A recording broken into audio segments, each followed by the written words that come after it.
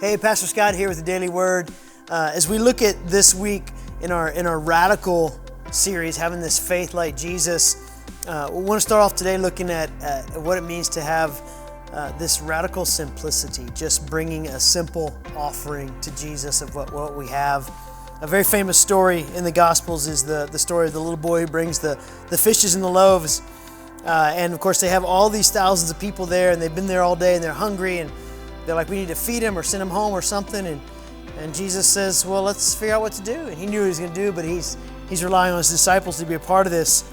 And so they find this little boy, and we pick it up in verses 5 and 6. He sees the large crowd, and he asks the question, and then Philip answers in verse 7.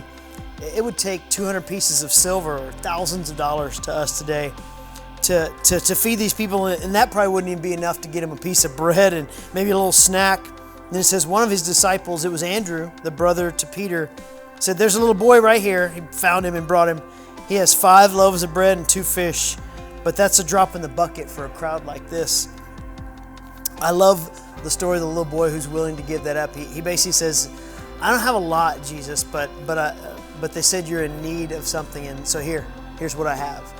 Everything I have is yours. You take it and do whatever you need. This radical simplicity of here's what I've got.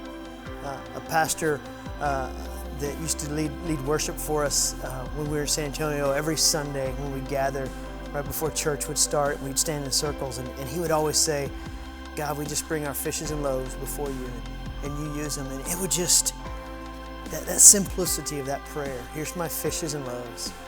It's what I've got to give you, Jesus, and I'm going to give it in faith that you're able to take it and multiply it. So I encourage you to live this radical simplicity, this radical faith that says, here's what I've got, Jesus.